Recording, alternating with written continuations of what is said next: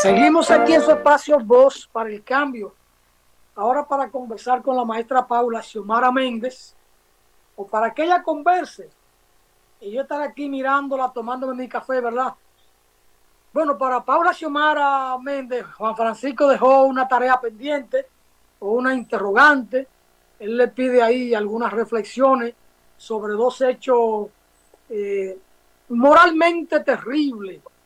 El de la neurocientífica Elizabeth Silverio y el del joven de Santiago de los Caballeros, que se hizo pasar por cónsul, por abogado, en fin, por muchas cosas para delinquir, y que finalmente cayó en manos de las autoridades y ya está preso en Santiago para empezar un proceso judicial en su contra. Nosotros hacíamos unos comentarios al respecto, tanto Juan Francisco como yo, pero él le pidió a Paula Xiomara Méndez alguna reflexión en torno a estos temas que están ahí. Maestra, saludo. Saludos, saludos, ¿qué tal? ¿Cómo está usted? Muy Muy buenos bien, días a bien. todos de sus amigos de Voz para el Cambio. Gracias por seguir con nosotros. Estaba escuchando el programa De todas y, maneras, usted no está obligada a responder a Juan Francisco, ¿verdad? Yo le comento lo que él dijo porque debo respetar a los jefes, pero usted no está obligada a responderle. Adelante, maestra. bueno, no lo considero una obligación, pero bueno, podríamos decir algo, sobre todo porque es un tema interesante, que tiene mucho de que ver y mucho origen en una situación eh, que en nuestro país es muy común y por eso Nuria ha encontrado una serie de temas relacionados no solamente con el altruismo profesional, porque nosotros tenemos eh, una falta grande de conocimientos básicos. Nuestra educación está tan mal cimentada a nivel de primaria, secundaria, tenemos un acervo cultural tan deficiente y en ocasiones eso no nos deja eh, ver diferencias y, y dudar. Y a veces las personas simplemente nos dicen una cosa y ya está, y la creemos. Y resulta muy fácil a veces engañar cuando hay fotocopiadoras que te hacen copia de un título y saben que es falso y no tienen ningún problema porque tú les vas a pagar los 10 pesos que vale la copia, ¿qué les importa? Entonces, la politiquería que hay de fondo también. Hay muchísimas de estas cosas que han tenido que ser avaladas por en este sentido, por gente que simplemente lo que quiere es complacer a otros. Así que el tema de estos temas son delicados y deberían ser para conversarlos, porque en un país donde cualquiera pueda venir a hacerse pasar por lo que le dé la gana, en el caso, por ejemplo, muchos que se han hecho pasar por médicos, que es la cosa que a mí más miedo me ha dado, porque en todos casos la gente está jugando con la vida del otro. En el caso, por ejemplo, de Elizabeth Silverio, jugaba con la vida de niños, pero bueno, creó traumas y a lo mejor se robó dinero porque no resolvía lo que decía iba a resolver. En el caso del abogado que menciona Juan Francisco, que es un poco todo, también. Pero cuando tienes, por ejemplo, médicos, cirujanos, como presentó Nuria, haciendo cirugías, poniendo en riesgo la vida de la gente que va y te paga un dinero, eso es bastante complicado. Y se necesita en este país que las instituciones funcionen, don Alfonso. Si tuviéramos unas instituciones que funcionaran adecuadamente, que todo el que tiene que ejercer una profesión tenga, además de una documentación, tenga una vigilancia, tenga que presentar una adecuada documentación ante las instituciones que tienen que ver y monitorizar el trabajo que usted hace. Pero aquí cualquiera se alquila un lugar le pone consultorio y es posible que por ahí salud pública no pase nunca. A ver qué pasa. Entonces, Pues eso no es fácil, las instituciones no están funcionando y por eso nos está pasando lo que nos está pasando. Juan Francisco dice que Alfonso condicionó mi pregunta, la doctora Méndez desoyó al panelista. Pero no tiene que responder eso Juan Francisco. Esas son las cosas de Juan Francisco. Mire, Poncerrate hizo un comentario y lo dejamos para este momento porque se ajustaban para conversarlo con usted. Los medios de comunicación han pausado con la problemática educativa. Estamos en la etapa de las pruebas nacionales, las que nos dirán si se ha avanzado o no en el proceso de enseñanza-aprendizaje. La prensa trae que en julio darán resultados de pruebas nacionales. ¿Algún comentario a propósito de esto? Bueno, sí, don Alfonso, hay muchísimo. El tema educativo es inagotable. Sin embargo, en la prensa no hay tantas cosas como pudieran haber sobre el tema educativo. Sin embargo, ahora mismo hay muchísimo de qué conversar sobre el mismo, sobre todo porque ayer iniciaron las pruebas nacionales en medio de una problemática importante, porque si usted recuerda, tenemos unos chicos que acaban de venir de un proceso de pandemia a integrarse en un primer año escolar que ha sido en este momento totalmente presencial, donde dejamos atrás la parte de virtualidad, un nuevo año escolar que es un poco experimento, a ver qué pasa y cómo nos adaptamos nuevamente y cómo volvemos a recuperarnos un poco.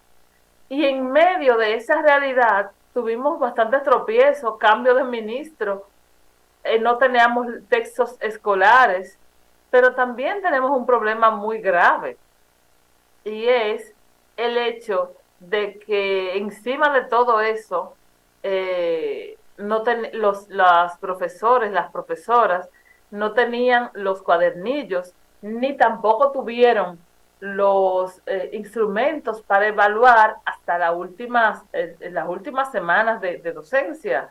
Entonces, al final, solo si eres un maestro muy organizado y has tenido una evaluación constante y un seguimiento de tu centro constante, tienes ahí anotado todos los resultados de tus estudiantes.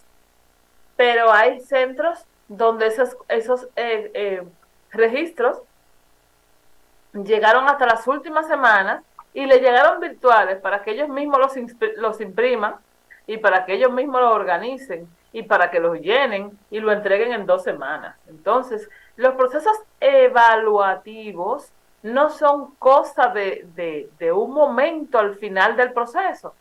Sabemos que evaluar es un proceso que inicia desde mucho antes que inicie el proceso mismo formativo, porque la evaluación se planifica para que sea un proceso que va durante todo valga la redundancia, todo el proceso de enseñanza-aprendizaje. Entonces, eso por un lado. Y viendo todas esas dificultades en el desarrollo del año escolar, ayer iniciaron las pruebas nacionales y bueno, hay mucha gente que tiene esperanza, como don Aristóteles, que vi que dijo ahí, estamos en la etapa de pruebas nacionales y nos dirán si se han avanzado o no en el proceso. Yo no confío tanto, don Alfonso, en que nos digan nada, porque las pruebas nacionales son necesarias, porque no lo voy a negar, a mí me parece que son necesarias. Sin embargo, en ocasiones no contribuyen a lo que se quiere.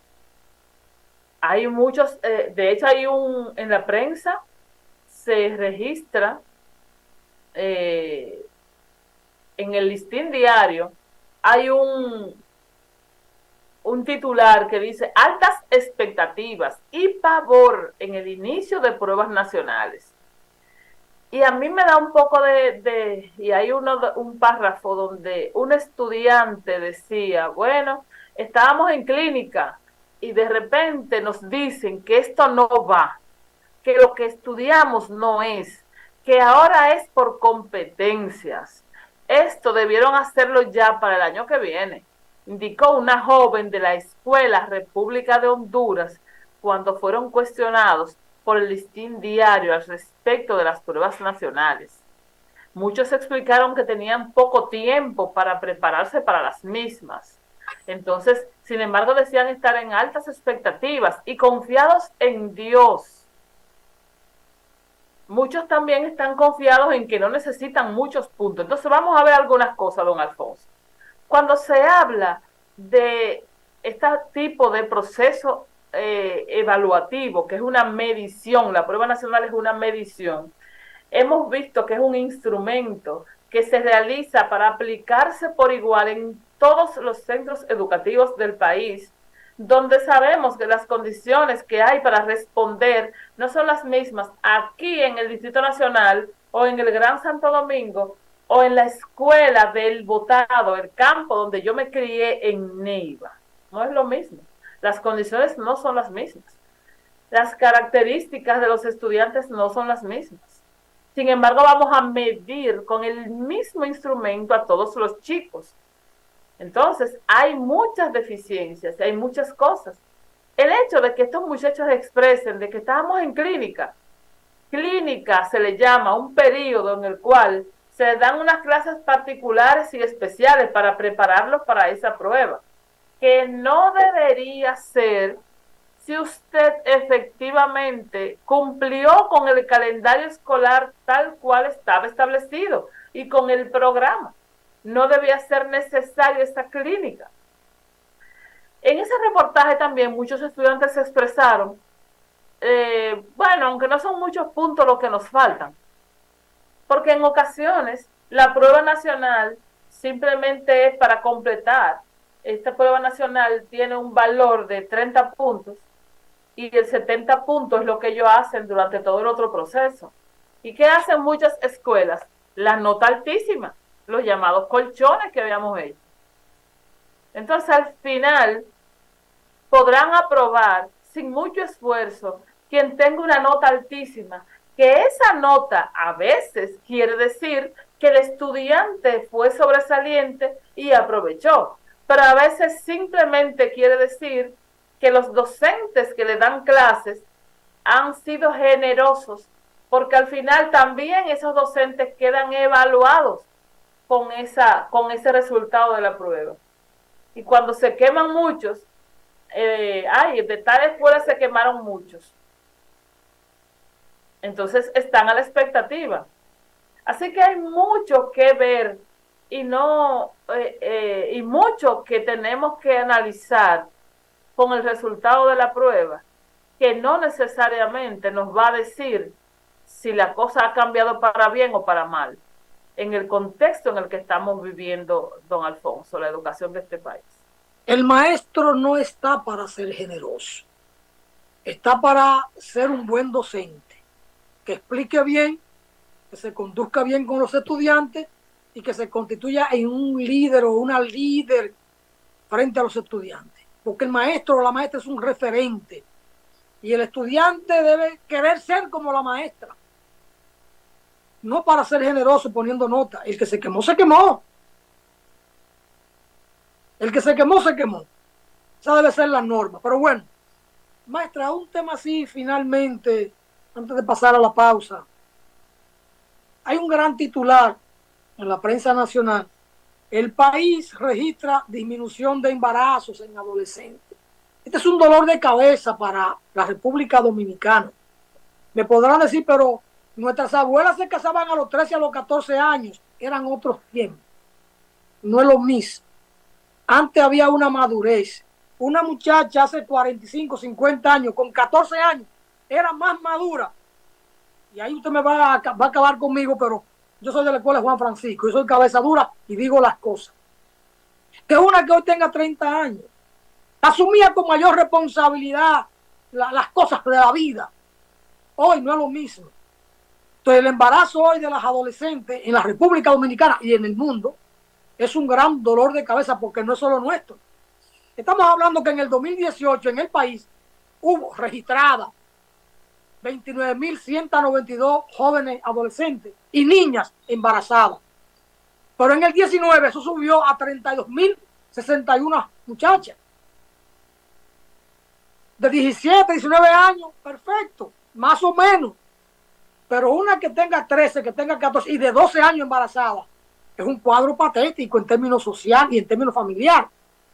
En el 20 hubo un descenso a 27.597, en el 21 27.476, y ahora el gobierno o las autoridades informan que en el 22, el año pasado, fue de 25.461, hubo una disminución de 2.000 y algo, y muchos en el gobierno se animan a presentarlo como un logro. ¿Habrá hecho algo realmente el gobierno para disminuir los embarazos en adolescentes? ¿Se habrá hecho algo desde las escuelas, desde las iglesias, desde las comunidades, los clubes, las amas de casa, las asociaciones y de la misma familia? Una mirada así rápida, maestra, a este tema. Bueno, a mí me gustaría pensar que sí, que se ha hecho algo desde el Estado para mejorar eso. Y a lo mejor está dando fruto el hecho de que de alguna manera algo más en los últimos años se habla de sexualidad en las escuelas. Sin embargo, mucho tendrá que ver también el desarrollo y la influencia que hay de los medios de comunicación y las redes sociales, donde ahora se está viendo mucho y se está dando mucho énfasis a las posibilidades de que las mujeres ya no se dediquen solo a tener hijos. Una de las cosas que usted menciona y que yo quisiera discutirlo, porque no me gustó mucho la expresión. Usted dice, antes las muchachas tenían mayor de 12 años con respecto a una hora de a lo mejor 24. Era más madura en la forma en cómo enfrentaba las cosas. Eso tenemos que discutirlo mucho en los diferentes contextos en los que eso ocurría. Porque en lo que eso ocurría antes mucho, porque las muchachas eran criadas para casarse y las consideraban listas para casarse, inmediatamente tenían su primera menstruación o menarquia.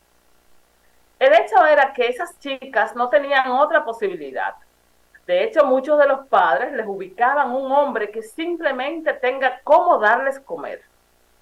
Y ya se iban. Recuerdo mi tía se casó y tuvo todos sus hijos y ese fue el hombre de su vida con un hombre, ella tenía 12 años. Y el hombre le hablaba desde los 10 años, decía ella. Y que esperó que ella se formara. Y eso es patético. Un hombre con toda su capacidad, estar esperando a una niña y viviendo con una niña. Moldean a esa niña a la forma que les dé la gana, luego llegan a ser abusadores y todo lo que quieran, pero era lo que se esperaba. Esa niña no tiene posibilidad de cambiar esa realidad. Ahora la cosa, gracias a Dios, es diferente.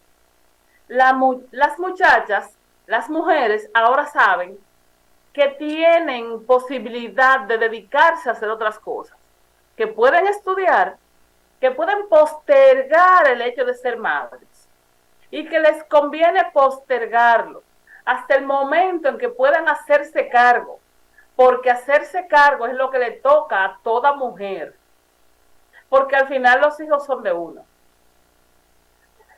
Suerte si consigues un hombre que quiera compartir la responsabilidad, que eso no es lo que pasa en la mayoría de los casos. Pero me parece que la influencia grande de la comunicación ha hecho que haya esta visión diferente de las mujeres.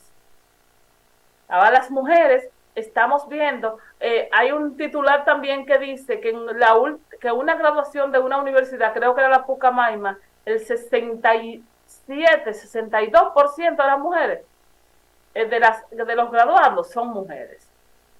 En la universidad, la mayoría son mujeres. Yo tengo solo 2 clases.